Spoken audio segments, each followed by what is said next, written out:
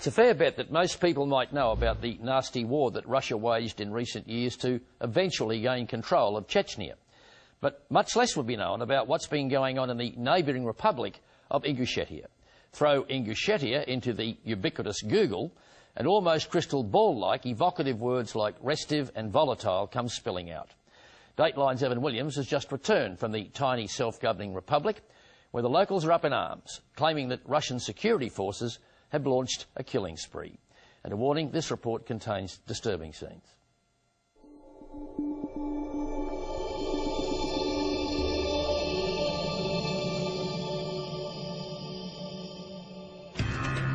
In the Caucasus Mountains along Russia's southern fringe, a hidden war is escalating.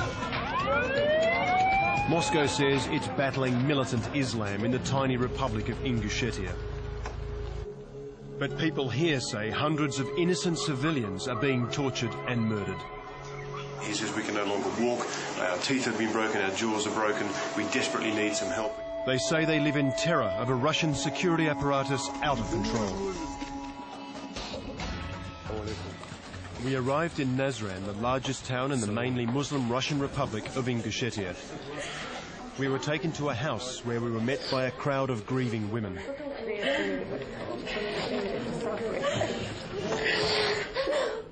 Just a few days earlier, at 5:30 in the morning, 400 heavily armed Russian soldiers had surrounded the house.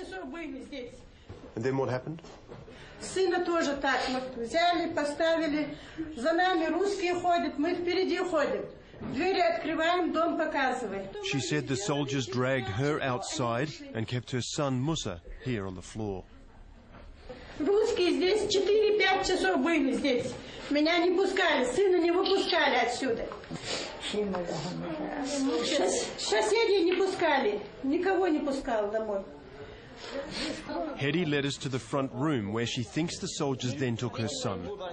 Angry relatives tried to explain what they believe happened next. One of the relatives is saying you can see here the outlines of a blood stain. They believe this is where he was tortured and killed. Next, they showed me a small cellar.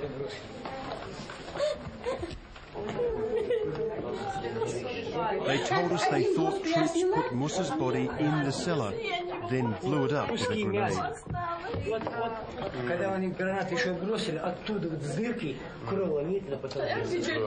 They point to bits of flesh and blood that are on the side of the brick, and if you look up at the ceiling, you can see the signs where the grenade blast has gone in. The shrapnel has ripped into the ceiling and the door. Rashid, a cousin of the dead man, had filmed his body. It had been torn apart. Musa's father, Salombek, told us his son was 27 years old and was taking exams to be an architect. He had just got married and had a 1-month-old baby. Why is this happening? Why are the Russians doing this? Им нужен Кавказ без кавказцев. Они хотят нас уничтожить. Мирные, добрые люди им не нужны, и все. Salombek claimed young men were specifically being targeted to wipe the Ingush out as a race. Абсолютно невиновных людей уничтожают. Я считаю, это на уничтожение нации идет. Это же прекратиться должно же. Я не знаю. Это же продолжаться не должно.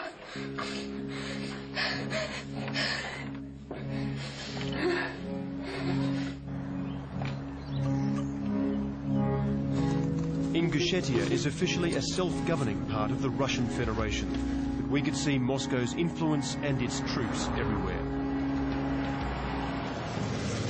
That was just a traffic police checkpoint, but we have to be very careful how we film here. We have to keep it very low key, because while we've got accreditation to work anywhere in Russia, the authorities don't really want foreign journalists down here. Camera down. For centuries, Ingushetia has been run by a system of clans. We'd been told that many of them had been targeted by Russian security forces.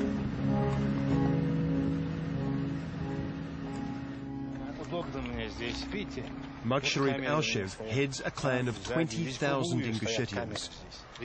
His home is surrounded by closed-circuit cameras and armed guards. They've got weapons in here that they're legally allowed to have for their own self-protection because he fears they could be attacked at any time. Last year, Mugsharib said, several truckloads of heavily armed Russian troops stormed his compound using armoured personnel carriers or APCs. Они утром рано в 6 часов, 2 БТР врываются вот в этот двор, они снесли ворота, железные на улице, ворота снесли, и врываются в этот дом. Один БТР с крупнокалиберной пушкой. Вот здесь прямо поставили они БТР. И в БТРе через усилитель и кричали там матерились они. Ну, выходите, суки, туда-сюда. Вот такие разговоры вели. They came in and smashed up the office, turned everything upside down, and were shooting around the compound. Я получил информацию. They were shooting at his wife, and they threw this little fellow to the side and fractured his arm. Очень серьезную информацию, что готовятся меня убить. Mugsharib told us he believed the only reason he wasn't killed or captured was because he wasn't in the compound at the time of the attack. We moved away from the children to discuss the scale of the violence. Mugsharib told us this wave of killing started in 2002 when Moscow installed a pro-Russian president to rule Ingushetia. С 2002 года по 2004 год за 2 года было убито 457 молодых парней Ингушетии. То есть их объявляют террористами, боевиками, подбрасывали оружие, все что. Каждый убитый, их родственники взяли оружие, а если они берут оружие, куда им пойти мстить? Эти сотрудники поддерживают российские войска с ними, а они уходят, естественно, к боевикам.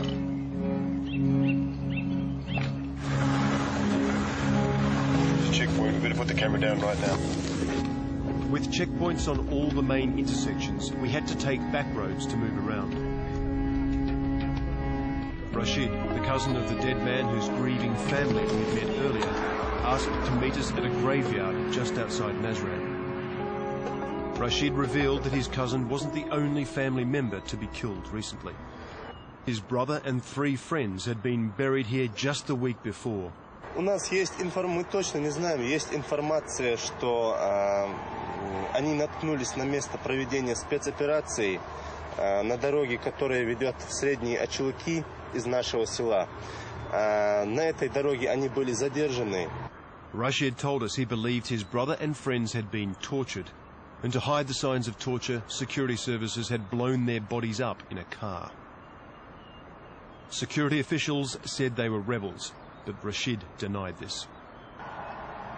Вот что самое обидное, они говорят, что они подорвались на собственном взрывном устройстве, которое хотели заложить куда-то. Подкинули им какой-то автомат. He told us he couldn't fight Russia because it's too powerful. Лично у меня нету никакого желания, нету ни возможности, никаких средств идти против такого огромного государства. У этих людей есть власть, за ними государство, за ними все вот эти спецслужбы, за ними все за ними. The allegations we were hearing were shocking, but we'd been warned that if we approached the Russians about them while here, our sources could be put in serious danger. Next day, we were stopped passing through a checkpoint and taken in for questioning. At the police station, we were questioned by layers of security bureaucracy. It started with the local police, immigration officials, and then we were questioned by the FSB, the Russian Secret Service, as to why we were here. The FSB, or Federal Security Service, is the successor of the infamous KGB. It's responsible for Russia's internal security and says it's leading operations against armed Islamist rebels here in Ingushetia.